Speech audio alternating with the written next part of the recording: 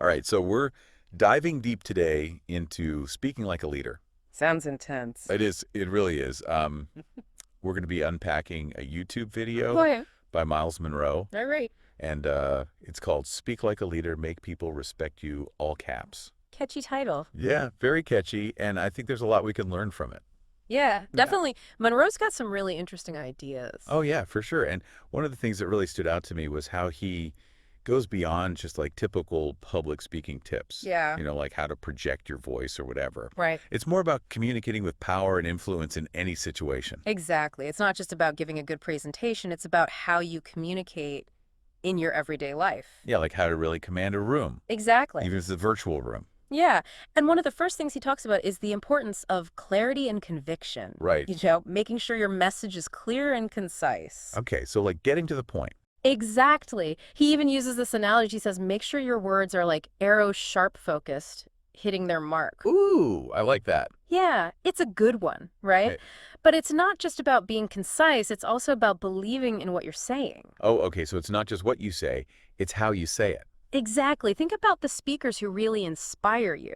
They're not just reciting facts, they're speaking from the heart. Right. They have this conviction that makes you want to listen. Oh, like they really believe in what they're saying. Yeah, it's magnetic. And Monroe really drives that point home with this line. Okay. Let your listeners feel the fire that burns within you. Oh. I know it sounds a bit dramatic, Yeah, a little bit. but I think he's right. I agree.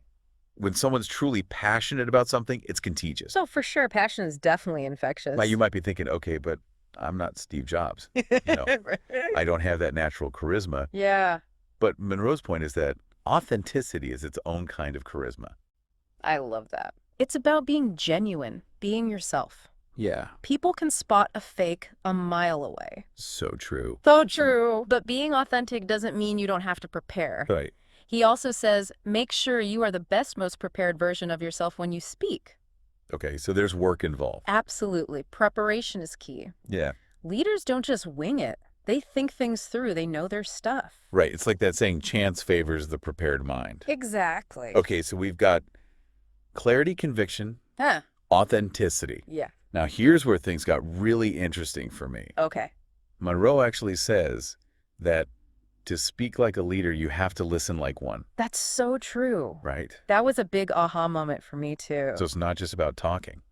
No, it's about listening just as much, if not more. Okay, so what does that mean? Like, how do you listen like a leader? It's about being present in the conversation, Okay. really hearing what the other person is saying, asking questions, seeking to understand their perspective, Even if you don't agree with them. especially if you don't agree with them. Oh, that's hard. It can be, but that's where real leadership comes in, being able to step back and really listen to someone, even when you disagree. And that ties into the idea of respect being a two-way street, right? Absolutely. To gain respect, you have to give it. And listening is one of the most powerful ways to show respect. It really is. When someone feels truly heard, it builds connection and trust.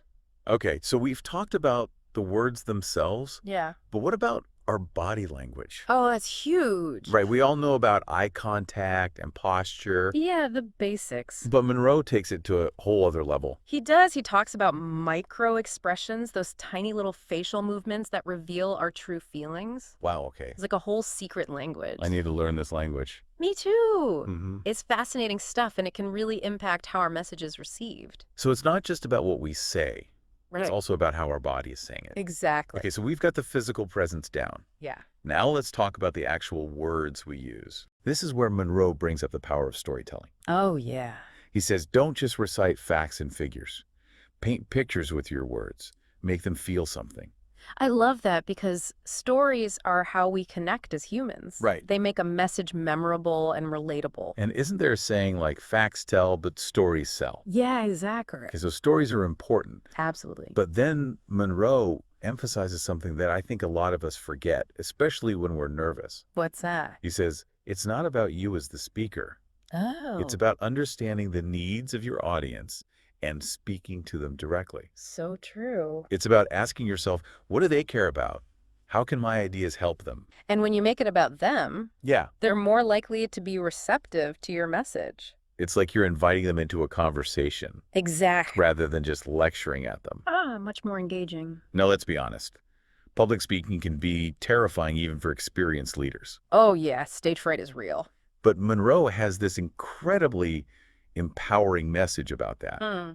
Oh, I love his quotes. What is The it? courage isn't the absence of fear, it's acting in spite of it. That's so good. Right. It's about pushing through that fear and doing it anyway. It's like that feeling when you're about to jump off a high dive. Yeah, You're terrified, but you do it anyway, and then you feel amazing afterwards. exactly. That's the courage Monroe's talking about. I like that analogy Yeah. because it's not about being fearless. It's about taking action, even when you're scared. And, speaking of courage and vulnerability, that actually reminds me of a story, but I think I'll save that for later. Okay. We have a lot more to unpack in this deep dive. Can't wait. Me neither.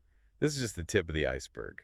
So we were talking about courage and how it's not about the absence of fear. It's about acting in spite of it. Yeah, that really resonated with me. You too. And I think it ties into something else. Monroe talks about vulnerability. Oh, that's right. He actually says that being vulnerable can make you a more effective speaker. It seems counterintuitive, right? You'd think leaders should always appear strong and confident.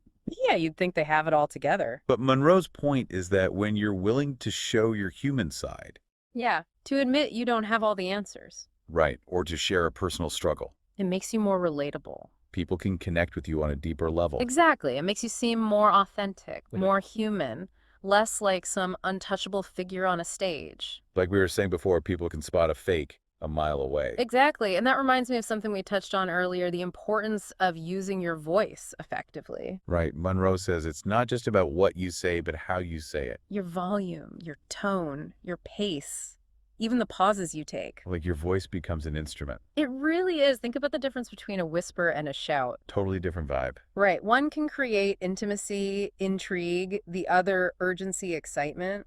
Even a slight change in tone can completely change the meaning of a sentence. It's amazing how much nuance there is in vocal delivery. It makes me think of those actors who can convey so much emotion with just their voice. Oh, yeah, like they can make you laugh or cry just with the way they say a line. Exactly. And that brings us to another point Monroe makes about asking questions. Oh, yeah, he's a big believer in the power of questions. He says leaders don't just provide answers, they ask thought-provoking questions. Because questions stimulate discussion, they get people thinking critically. It's not about being the expert with all the answers. Right. Sometimes the most powerful thing you can do is ask the right question. So it's about creating a more collaborative environment. Exactly, where everyone feels like they can contribute. And that ties into another point Monroe makes about giving credit where credit is due. Yes, recognizing and celebrating the contributions of others. Because true leadership is about acknowledging that you don't achieve anything alone. It's a team effort. And it's about empowering those around you to do their best work. Right. It's about inspiring action, not just giving orders. And speaking of action, Monroe talks about the importance of walking the talk. Meaning, your actions should align with your words. Because if you say one thing but do another, people see right through it. You lose credibility and respect. Consistency is key. Absolutely. People need to know they can trust you. And that trust is especially important when you're dealing with difficult conversations. Oh, yeah, those tough but necessary discussions. Monroe talks about the importance of handling those situations with honesty and empathy. Whether it's delivering bad news, addressing conflict, having those tough conversations, a leader approaches those situations thoughtfully and with respect.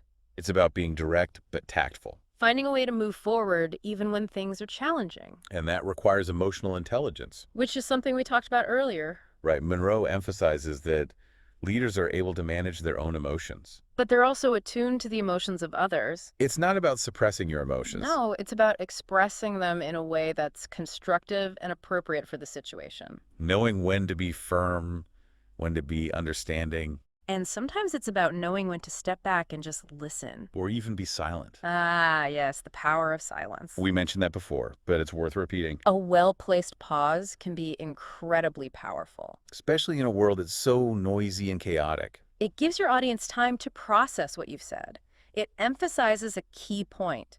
It creates a sense of anticipation. It's about being comfortable with a little bit of quiet. And letting things sink in. And that brings us to another challenge of modern communication, the sheer volume of information we're all dealing with. Oh yeah, information overload. Monroe highlights the importance of being concise, especially in today's fast-paced world. Respecting people's time and attention spans. He says leaders should be able to distill complex ideas into powerful, memorable statements. Getting to the heart of the matter, making sure your message is clear and easy to understand. but without sacrificing depth or nuance. And it's important to back up your statements with facts and experience, right? Absolutely. It's not just about opinions, it's about being knowledgeable, informed. And being willing to admit when you don't know something. A true leader is always learning. That's so important, showing that you're constantly growing and evolving. And speaking of evolving, our communication methods are constantly changing too. That's true. Technology has had a huge impact on how we communicate. Munroe talks about the importance of adapting your communication style, depending on the channel you're using. Whether it's speaking in person, writing an email, posting on social media, Each platform has its own nuances and best practices. a leader understands those differences and adjusts their approach accordingly. It's about being adaptable, a crucial skill in today's world. And it makes me think about how quickly things are changing and how we need to be open to new ways of communicating. Absolutely. It's not just about mastering public speaking anymore. Right. It's about being fluent in a whole range of communication styles and platforms. And being open to learning new ones as they emerge.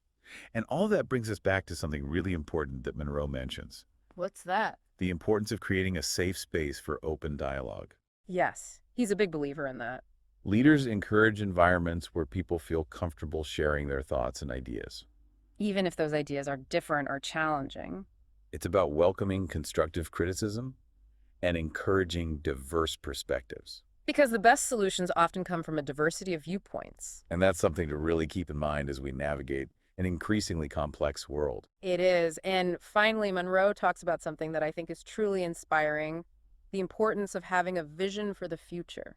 And being able to communicate that vision in a way that motivates others. Leaders don't just focus on the here and now, they have a clear sense of where they want to go. And they can articulate that vision in a way that inspires people to work towards a common goal.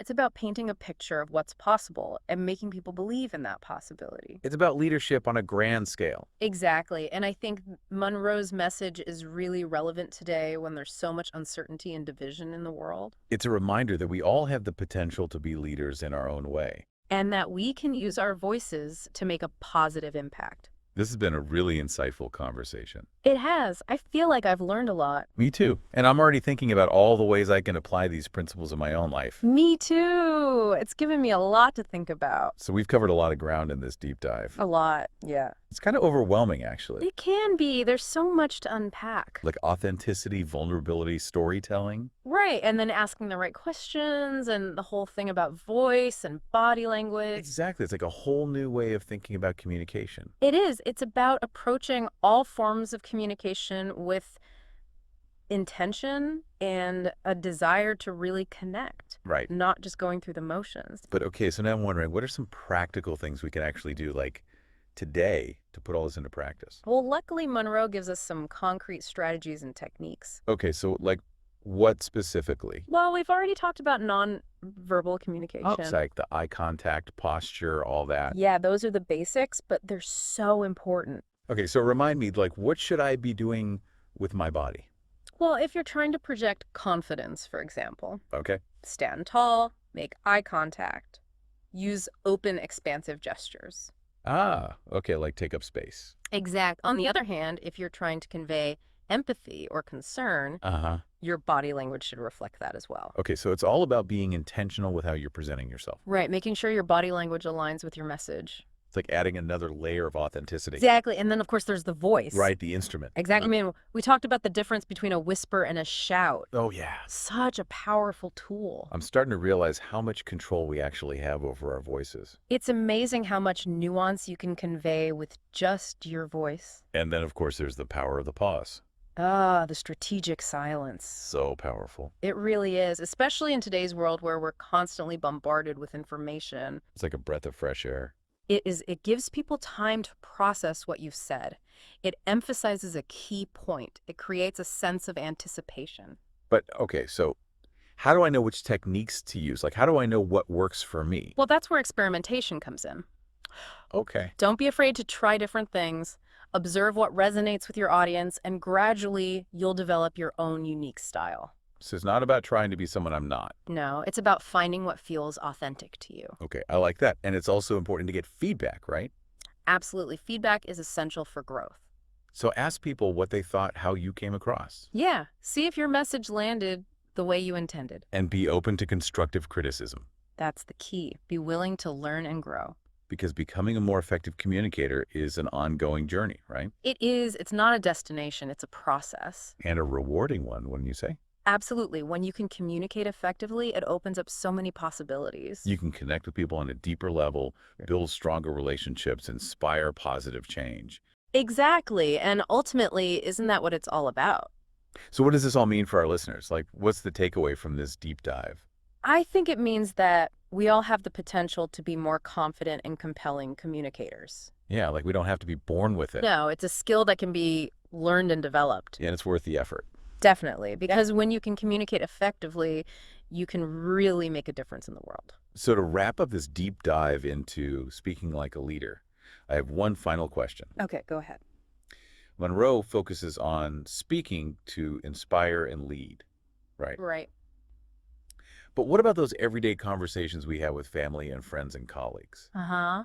How can we apply these principles to just communicate better with everyone around us? That's a great question because it reminds us that these skills aren't just for CEOs or politicians. Right, that for all of us. They can help us in every area of our lives. Whether you're giving a presentation to 1,000 people, Right. Or just having dinner with your family. the principles of effective communication can help you build stronger relationships. Express yourself more clearly, navigate those tricky conversations. And isn't that what we all want? To connect with others, to share our ideas and perspectives, and to make a positive impact in our own little corner of the world. Absolutely well said. So that's it. That's our deep dive into speaking like a leader, inspired by the amazing leadershipmunroe. Thanks for joining us. We hope you found it insightful and inspiring, and maybe even a little bit challenging. And we hope you'll keep exploring these ideas and putting them into practice in your own life. Thanks for listening to The Deep Dive.